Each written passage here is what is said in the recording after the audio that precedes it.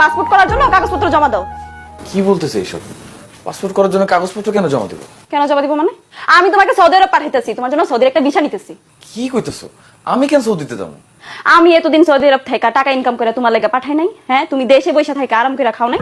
এখন তুমি সৌদি আরব যাইবা, টাকা ইনকাম করে আমার লেগে পাঠাইবা, আর আমি দেশে থেকে পায়ের উপর পা তুললে আরাম করে খাবো।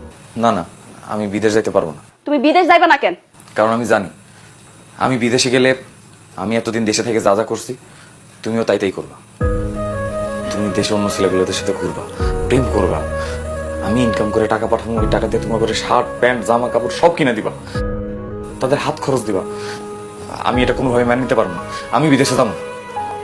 তার মানে তুমি স্বীকার করতেছো দেশে থাইকা তুমি এতদিন এসব কিছু করছো? আমি এত কষ্ট কইরা একটা মাইয়া মানুষ হইয়া প্রবাসে টাকা ইনকাম কইরা তোমার লেগে পাঠাইছে, তুমি সেই টাকা দিয়া দেশে মৌজ মাস্তি করছো? আমি যেদিন দেশে আইসা তোমার এসব কর্মকাণ্ড শুনছি আমার এতটাই কষ্ট লাগছে।